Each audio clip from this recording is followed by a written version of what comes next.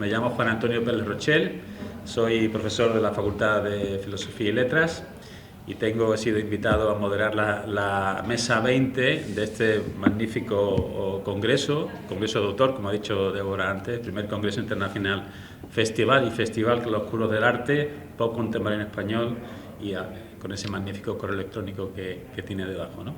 Así que voy a presentar, como el congreso viene siendo, yo creo que un congreso muy personal también, muy en la línea de lo que mencionaba Débora, un congreso donde la frescura, la improvisación y la participación pues se promueve.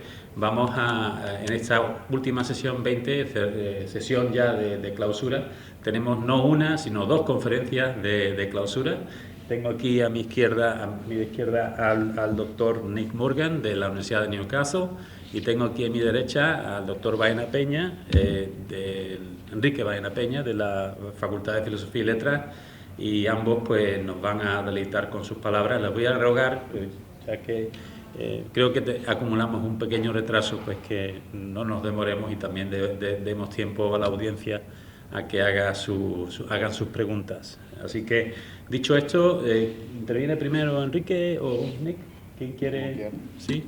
Por el orden, así como el orden de la propuesta sería Enrique. Enrique, además de ser profesor de allí de la facultad, catedrático de Teoría de Literatura Comparada, director del Departamento de Filología Hispánica, Románica, Italiana y, por supuesto, literatura, lengua, literatura teórica, tanto teórica como comparada, es sobre todo, bueno, nuestro gran maestro, ¿no? Sé que le miramos siempre con mucha admiración y cariño y le tenemos, bueno, sabemos de sus múltiples méritos que, bueno, tardaremos demasiado aquí en resumir, así que lo que él yo creo que aprecia es nuestro cariño y que él sepa que estimamos y valoramos mucho su trabajo. Así que a ti te conozco menos, pero seguro que Nick también acumulas tanto o más que Enrique, ¿no?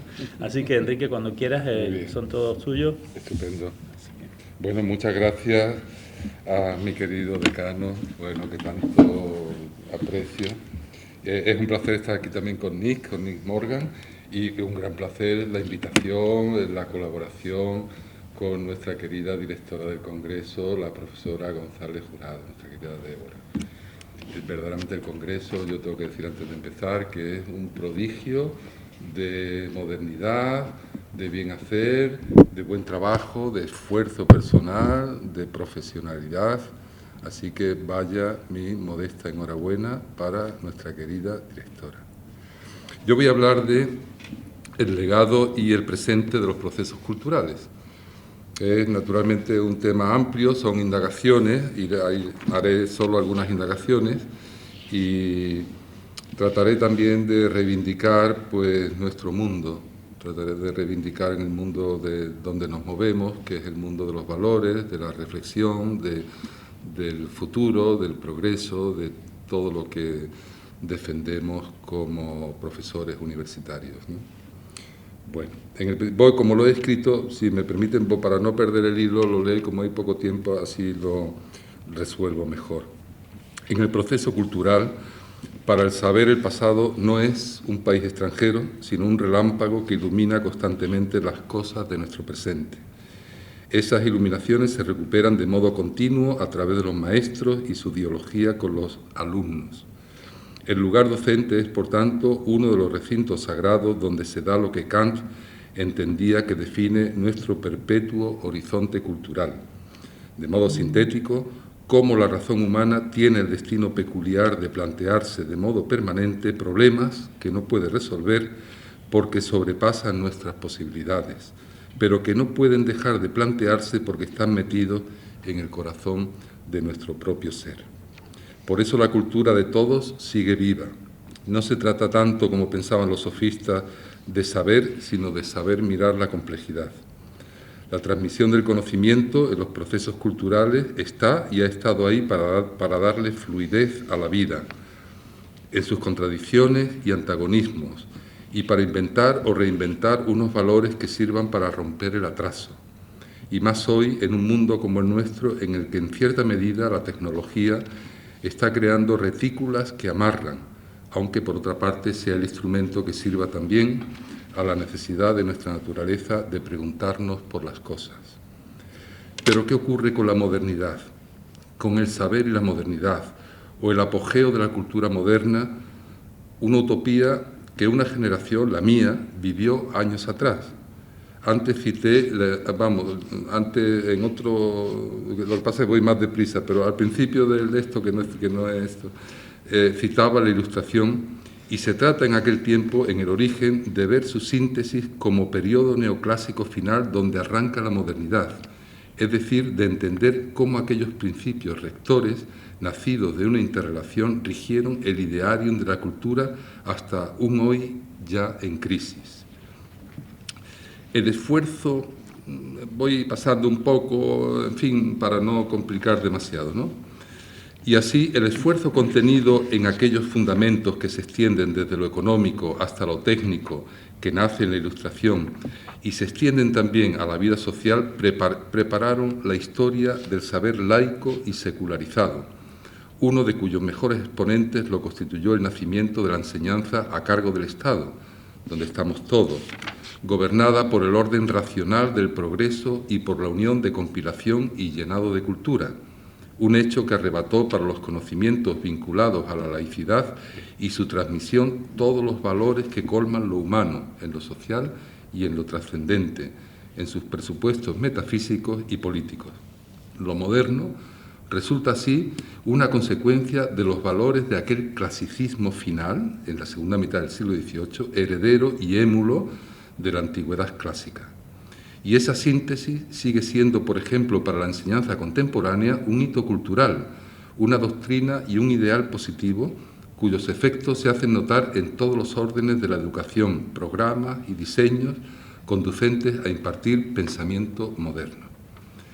Sin embargo, formulamos la crisis y cuando lo hacemos señalamos a una realidad de fondo que se revela también en lo didáctico y que señala una ruptura en lo profundo, una diseminación y un vacío interior de nuestra cultura en una atmósfera dominada por factores distantes pero concentrados que la supeditan. La cuestión de estas transformaciones afecta igualmente al mundo intelectual y moral, de lo estético y ético, de la fundamentación de la ciencia que ha ido construyendo la visión de la modernidad. La crisis, no obstante, arranca en Europa a finales del siglo XIX, formando las tensiones artísticas, literarias y filosóficas y la propia historia de la cultura, sus revoluciones y retrocesos a lo largo del siglo XX. La teoría de Marx ya cuestionó todo aquello que concernía a una linealidad ascendente de lo cultural. Se rompían los correlatos y homologías entre libertad y desarrollo. Freud, en otra dimensión y con posterioridad a Marx, habló del precio que había que pagar por el progreso en el malestar de la cultura, erigiendo barreras y alienación en el proceso de racionalización social. Era la carga regresiva del imperativo moral y cultural. La educación, sin duda, el principal soporte de la cultura y su transmisión, vivió en formas de corrientes ideológicas estos encuentros y desencuentros. Muchos intentaron mitigar este conflicto fundamental, desde Weber a Berzón y en España Ortega, ¿no? Ortega, sí. Así apareció una forma de utopía en la enseñanza, lo clásico y neoclásico, los valores de la Ilustración y del progreso. Todo presuponía un dintel donde el mito de la razón se aprestaba a hermanarse con todo el patrimonio pretérito, con lo ético, estético y con las categorías de lo humano que mejor definían el avance.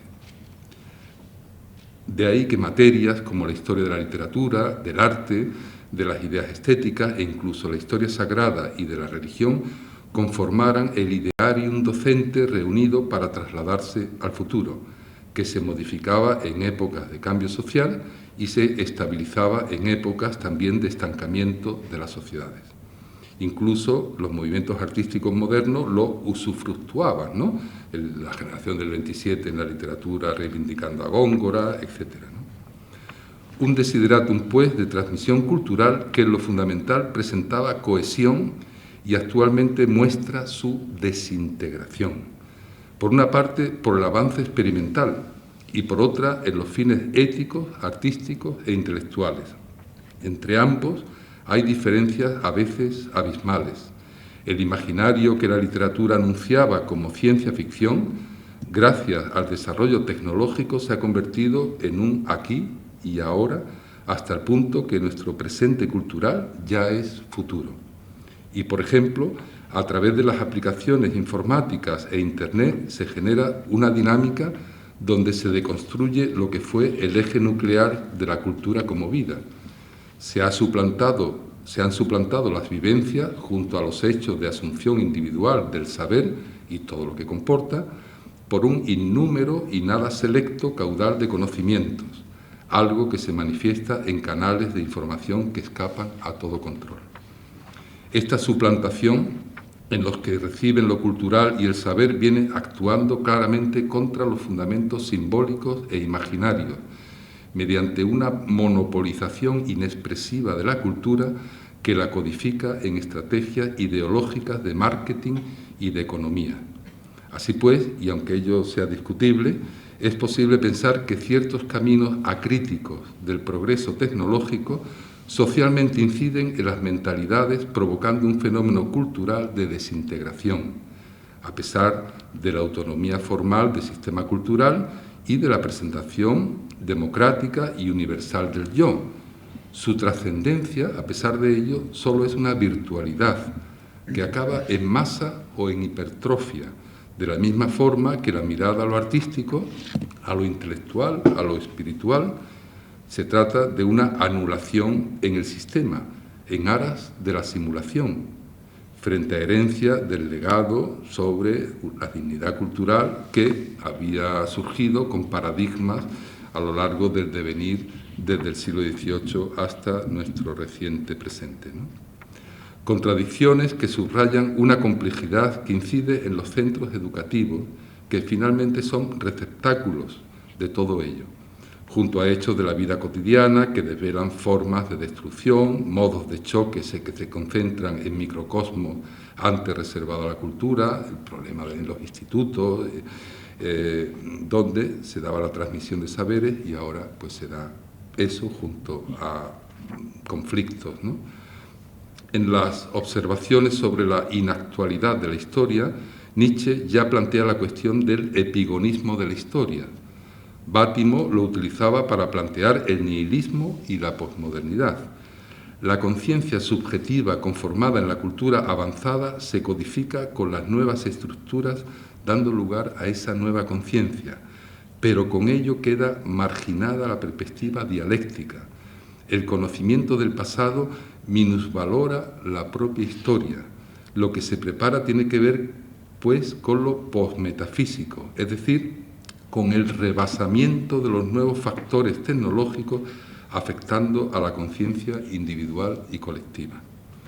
Se trata, pues, de una encrucijada que tiene como primera piedra de toque cultural las expectativas sociales que enseñan los valores críticos, pero que no se corresponden con la conciencia de su eficacia, de su éxito, dándose, por tanto, un pliegue, una vacuidad, pronto presentida por Derrida, por Foucault, por Lyotard, por Deleuze y por la escuela de Yale. Lo nuevo era lo único que permanecía. Todo lo demás, el conjunto de valores de la modernidad, arrastraba el síntoma del vacío, configurando a lo largo del siglo XX una regresión del progreso, que en lo cultural aparece como conflicto a finales de los 60 del siglo pasado y se manifiesta álgida y confusamente en la cultura de los 80, que yo ya vivía como profesor, además. Y a partir de esta década, el resurgimiento, por ejemplo, del exterminio sistemático al que hemos asistido ha convertido la propia crisis ahondando el hueco hasta el fondo, ¿no? Hasta el nadir. El vacío que está implícito en esta encrucijada del encuentro entre lo clásico y moderno y la posmodernidad tiene un componente añadido. Se trata de una recomposición de lo tradicional y sus formas, imaginario que la educación parece funcionar ahora con una ambivalente voluntad de recomponer viejos tópicos, viejos mitos, reestructurando el mundo a través del individualismo y del heroísmo, del rigor o la autoridad, pero todo ello se da en una tendencia reductora, ornamental, que está más próxima a la simulación que a la autenticidad que proviene de una verdad original. La cultura vivirá, pues, la nostalgia como programa de enseñanza postindustrial. Sus modelos serán de consumo, idealistas y espiritualistas. La fusión de razón tecnológica, razón científica y pragmática junto a una concepción religiosa naif y trascendente. ¿Cuál es la metamorfosis posmoderna de estos valores que todavía recuerdan a los de la razón ilustrada? Pues ocurre una especie de precipitado carente de núcleo donde la visión constructiva adolece de horizontes éticos, una cultura moral sin carisma que incluye lo sagrado, además solo como un medio cuyas reglas formales remiten a procedimientos metodológicos de socialización y a maneras fluctuantes y terapéuticas cuya finalidad está únicamente en los resultados. De esta manera, el empuje de lo político y social, en su forma posmoderna, hace correr el peligro para la cultura de que su función sea fingida, una especie de isomorfía en lo retórico que rescata argumentos y símbolos extemporáneos, velando, ocultando los problemas, excluyendo los conocimientos decisivos y trasladando la teatralidad a realidades sociales, artísticas o de pensamiento en función de estructuras lucrativas, de mercado o venales. Estas derivaciones y refundaciones alcanzan el prestigio representativo, identitario y hegemónico, cuestionando toda necesidad creativa. La sociedad, a través de ese saber, solo quiere, en tantas ocasiones, lograr el efectismo imaginario de los mitos contemporáneos, lo que acarrea autodisoluciones o extremos culturales. Y esta domesticación precipita, por otra parte, una desaforada búsqueda, relegando ese saber a fórmulas deficitarias y acaparando una visión del mundo que se llena de estereotipos y decorados para la cultura y su enseñanza, que es ya espectáculo mediático al modo de una representación total. Pero la cultura y los centros donde se transmite no solo sufren el envite gelatinoso de esta concepción posmoderna, además se topa con ademanes y actitudes crueles, con signos disfuncionales que prestan sus amenazas a los más jóvenes. Resulta evidente así que en los procesos culturales se ha producido una sucesión irreversible de la modernidad, que es lo irreversible, y de ahí hemos pasado a la posmodernidad, que si se puede definir por algo, como adelantaba Baudrillard, es por su reversibilidad, por sus saltos teatrales de atrás adelante o de adelante atrás. Y ciertamente vivimos una época donde se han borrado los signos del tiempo. Y si no hay signos del tiempo, es que el tiempo no va a ninguna parte, va a donde va, al no tiempo y al no lugar, donde se borran todas las diferencias. La naturaleza ya no codifica lo universal, como pensaba Galileo. El libro de la naturaleza está escrito con caracteres matemáticos y si no hay signos, los códigos se difuminan y también el entramado histórico. La cultura moderna, la que se inició con la Ilustración, sí tenía cierta conciencia primera de lo histórico. Enseñaba a tener singularidad, cierto compromiso con la totalidad, era elitista, sí, pero no era meramente coyuntural, presuponía una finalidad ligada a la trayectoria de cada uno, que de este modo aportaba al conjunto social y a su desarrollo. Un fenómeno, pues, personal que se traducía en progreso colectivo. Todo ello se correspondía, que es lo importante, a un proceso de producción del capitalismo, lo que se ha señalado también, pero también intelectual. En cambio, en la sociedad de hoy, en la sociedad odierna, la que arrastramos del siglo XX, no se trata tanto de la producción, todo está producido, el coche siempre es el mismo coche, el frigorífico es siempre el mismo frigorífico. No se trata tanto de la producción como del consumo. El stock es inmenso, ¿no? Cambia, pues, el rumbo y la causa del interés público. El proceso productivo está en otra fase, en la que se quiere que la cultura solo represente respuestas a demandas, no constructividad. Y esas respuestas a demandas están establecidas por grupos supeditados a la nueva economía. Se trata de un imaginario a la contra. Se insiste en la eficacia y se deprime el conocimiento. De ahí el propio interés, la permeabilidad identitaria, la ausencia de modelos universales y su sustitución por roles. Este nuevo orden que se traslada a la cultura busca un sistema flexible, donde sea posible cambiar las reglas y los principios de tal forma que se extraigan soluciones del experimento. Casi todo se reduce a componentes formales y muy poco a contenidos. Sin embargo, se devalúa la justificación más ritual, la que afecta a las conductas, provocando la legitimidad libre de toda acción. La supervisión no es amorfa, está en la organización y se enseña mediante narraciones, a veces esperpénticas, aunque revelan la previsibilidad, las explicaciones del status quo, las espesas redes del parentesco y las dependencias estamentales. La continuidad nace de un a posteriori, de tal manera que indefinidamente el reparto del éxito es lo único que identifica las categorías hegemónicas, y cuando sus acciones se diluyen quedan estigmatizadas, pero también aparece la leyenda de la búsqueda del objeto perdido, Lanzarote, Don Quijote, el Fausto de Goethe, que adorna con un halo de grandeza la irremediable derrota del individuo. El objeto perdido son los nuevos fines y valores que un sistema abierto a la búsqueda de nuevos fines o valores no puede dejar de buscar, pero la medida de la grandeza de su buscador es exactamente la medida de su alienación en el sistema. Así pues, una operación exclusivamente funcional integra y da valor a quien se incorpora al sistema. Se trata de un orden de roles que afecta a un nivel figurado, imaginario.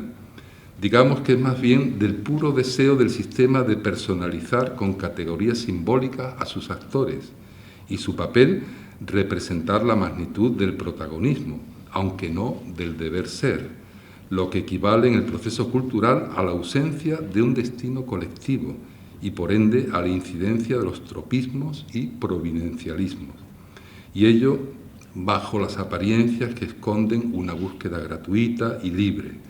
Es así que de la indagación estética y comunicativa en la progresión evolutiva se ha pasado al mimetismo, a la rentabilidad mercantil, al círculo del estancamiento de los revivals.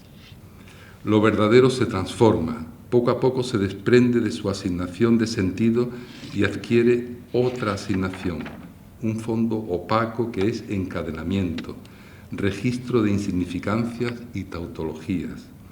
La norma a que aspira este fundido reside en que antes que intelecciones se buscan selecciones. La intelección obliga a dialogar con los problemas. La selección acepta la jerarquía, elige lo anecdótico dominante y se queda en lo ordinario. Su legitimidad pasa exclusivamente por la rentabilidad. Incluso se da lo infraordinario, lo que exige un declive de la existencia, contemplando solo aquello que apresa lo mensurable. Bueno, yo no sé cómo vamos, Juan. ¿Vamos bien de tiempo? ¿Vamos bien o terminando? Terminando. Como tú veas, Enrique. Como Rosa. Es como Rosa. Lea los poemas que Bueno, yo como he escrito aquí, me he enrollado, disculpar. el récord. Estoy batiendo el récord, además, ¿no? De ideas. De ideas. Bueno, yo hoy me estoy mostrando un poco más reivindicativo porque las situaciones que veo me obligan a ello. Y en mi propia experiencia me dicen que hay que resistir, digamos, a un envite anticultural tremendo que estamos viviendo, y entonces ante eso tenemos la obligación como universitarios y este congreso me parece que representa en buena medida, una parte representa eso, ¿no? Así que bueno, voy a intentar concluir, ¿no? Y aquí, como se publicará, casi estoy llegando al final, pero bueno, como se publicará, pues tendréis ocasión también de leerlo, ¿no? El saber y la cultura actuales presentan resistencias, pero interiorizan estas formas. Por eso el diálogo no conduce a nada y se presenta como interminable. Es un fluir continuo de invasiones de palabras que no se encuentran, motivadas por la propia contradicción. Frente a ello, hay que buscar lo objetivo, detener el discurso para crear la estancia del encuentro. Y la palabra es diálogo cuando es fructífera y da acceso al otro de una manera totalmente libre. Esto es igualmente lo que genera el concepto de cultura, en las propias ideas de Steiner, ¿no? que tan interesante. Dice Steiner, preguntar, que no es un movimiento dicensorio ni adverso, y aguardar con honestidad la desavenencia o la contradicción. Por lo mismo, la presencia de las críticas ante las obras consiste en preguntar, en no conjurar la voz de los libros, tan importante, en mostrar en la lectura un modo de acción, ¿no? Bueno, pues ya termino con la docencia moderna, o concluyendo, voy a ir tal vez concluyendo aquí, que lo estaba por aquí, concluyendo, ¿no? Concluyendo. Paso algunas ideas más. Es posible, concluyendo, que el presente de esta posmodernidad, que es un cambio de era también, haya reabierto una brecha anunciada a través de los fenómenos que acabo de decir, ¿no? Desligándose de las formas inmutables de la racionalidad. O sea, el posmodernismo, es verdad, privilegia la vida, o sea, extrovierte el instinto de la desaparición. Si el tiempo es lo negativo y la represión se subordina al pasado, nuestra perspectiva actual de historicidad, que es un concepto psicoanalítico también, se fijaría en lo inmanente, que pone en marcha la virtualidad heurística, la virtualidad dialéctica hacia el futuro y también el esfuerzo por recuperar el pasado, ¿no? Este nuevo sentido de nuestro presente, ¿no?, con su legado, es pluridimensional y está en la cultura actual y es positivo. Significa también que el saber no se ha ahogado, sino que se ha enredado en condiciones objetivas, que se ha enredado en la comunicación y que es esto también un gran logro de signo posmoderno. No hay razón, hay razones, las que obligan a enfrentarse a lo que no está y someternos a lo que no vemos. Este es nuestro presente. Lo posmoderno abatirá también el conformismo, se desembotará, conseguirá el ámbito renovadamente epicúreo y pronto reclamará los valores del humanismo, tan presentes en la estela del imaginario creador que ha sido la larga marcha de la humanidad hacia la libertad, ¿no? Y que actuarán así como resistencia al espectáculo vacuo de las representaciones artificiales. Muchas gracias. Gracias.